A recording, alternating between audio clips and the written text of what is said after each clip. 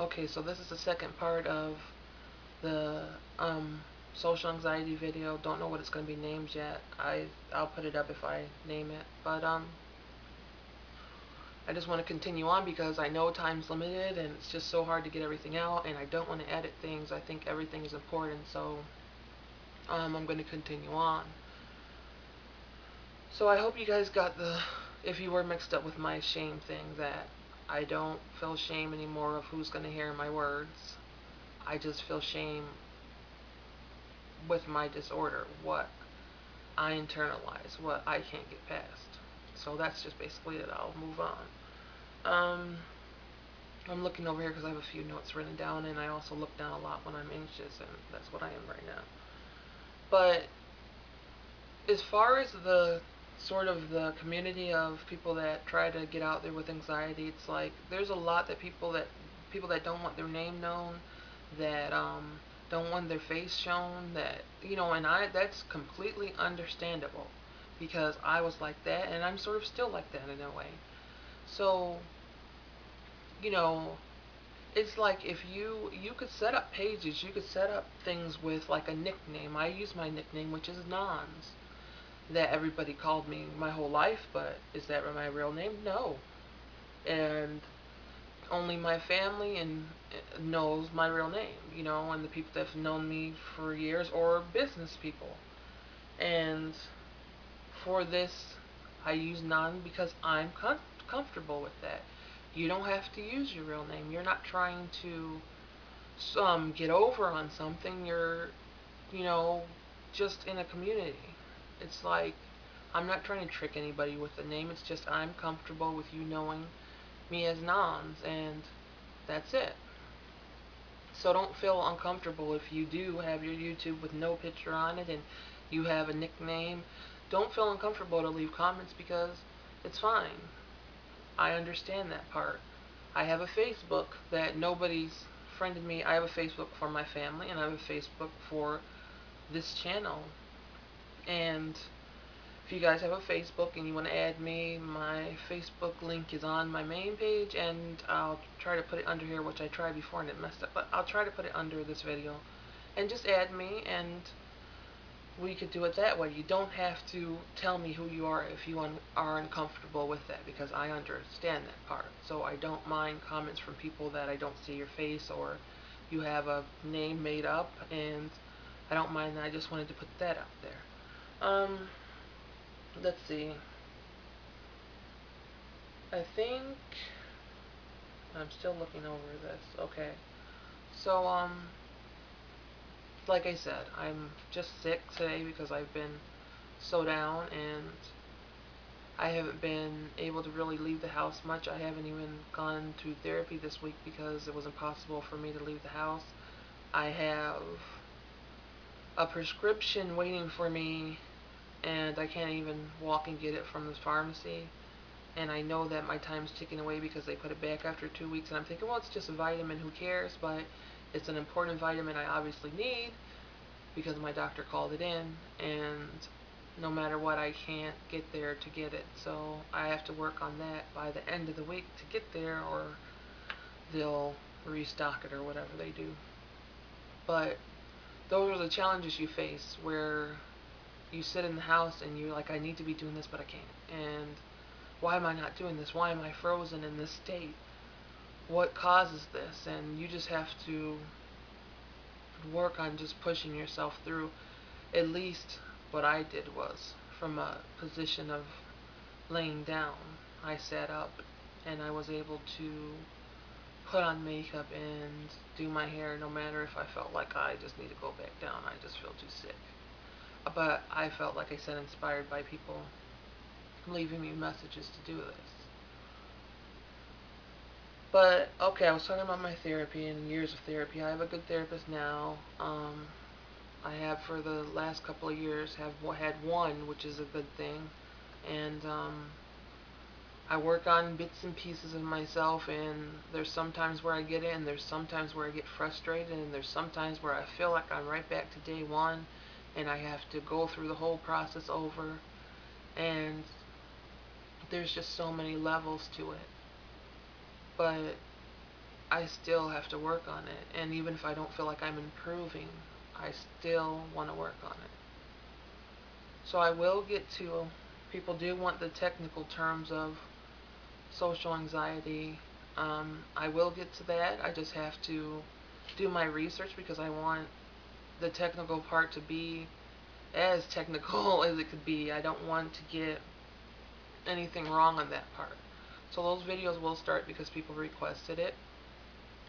To the people that like my makeup and they want to do it, but they don't know how to because they haven't done their makeup in years, which before I started these videos, I was doing my makeup maybe once a month, twice a month for taking pictures, I guess. And after there was no makeup for 5 years, I would say, because I got to the point where people were seeing me with makeup on and they couldn't understand what was going on inside me. So I had to be the person that could be as rough as I felt on the inside. I was looking on the outside. So that was my sort of defense. Like, I could say I'm hurting, and of course you could see I'm hurting because I look like a wreck.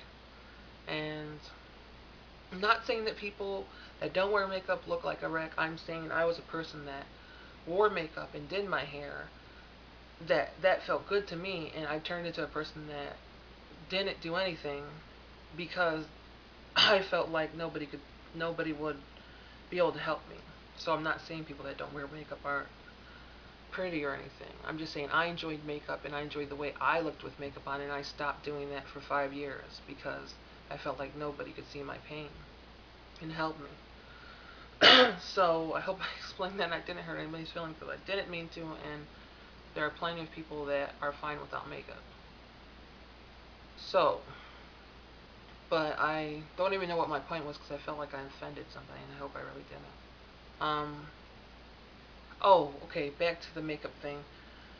I'm going to start with simpler looks. I'm going to start with maybe like one eyeshadow color and certain things like that, so the people that want to start wearing makeup again could get back to the basics and just try to do it step by step with me, because I know some people have asked me that. So I'm going to do more simpler videos for the makeup aspect too, for the people that don't leave the house and don't understand certain things. Um, what else? I don't know. I think I want to talk on the heartbreak issue. I think I've been holding on to this one person, and this excludes family members. I'm talking about one person, the person that broke my heart extremely. I think I've held on to that because it's scary being in the world with no one, and if I let that heartbreak go, then there's nothing that resembles love as far as a relationship aspect in my life. So I think I was holding on to it because I kept on getting pulled in by words and this person saying they're still there and blah blah blah. But I would always wonder why. Why did he, keep me around for so long? Why this? Why that? And when a person is pretending to care about you just to better themselves in a way, you're never going to get the answers why. You're never going to get the answers because they don't care about you enough to supply them. They don't see that they hurt you. It's like I thought I could say you hurt me and get something that would comfort me and say, okay, I could move on. When I hurt you. What, when, where, how? That's not possible. I cared about you for all these years. That's just not the truth. So I hang on to the heartache because if I didn't have a heartache, I would have nothing. And I had to realize that. So today I say no more. No more pain with this. I have too much of myself to work on to hang on to an illusion, and that's what it is. And I take back things. I take back my heart. I take back my words. I take back the person I once was before I was brainwashed in believing that that person wasn't okay. I take her back from you.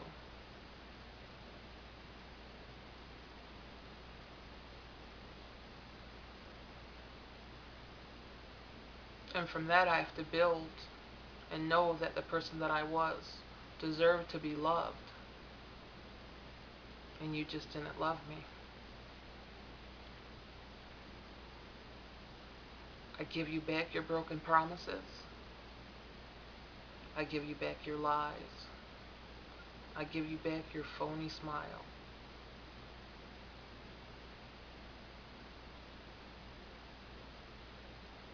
I will no longer be your footstool. I will no longer be your welcome mat.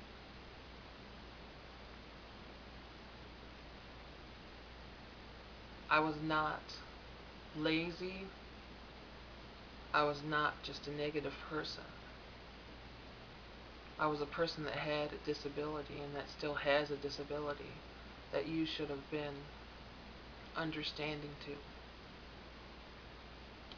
I used to give you credit for some of the things I succeeded with in life. You never deserved that credit.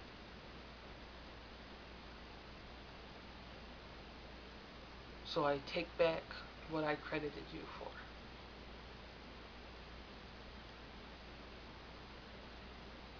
I give myself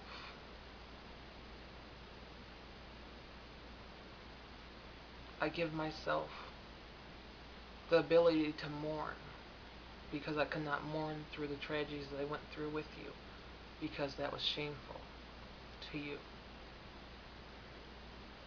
So I allow myself to mourn my heartbreak.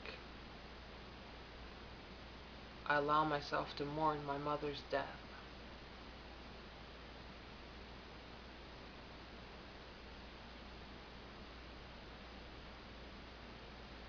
So,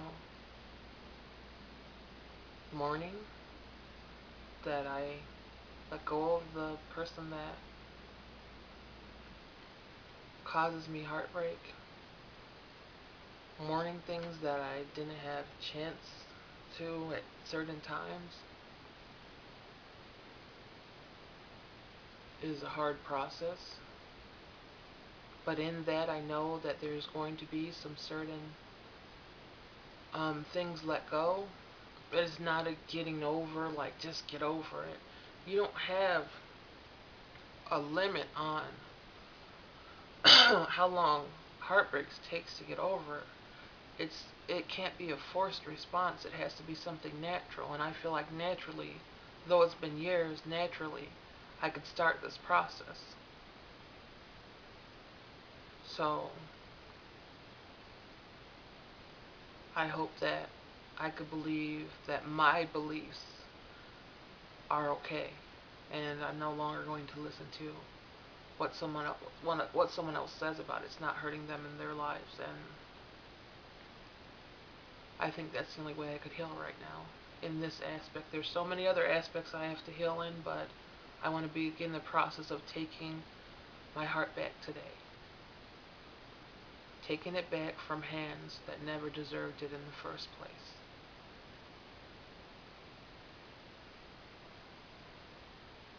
I'm going to end this now because I've been too emotional.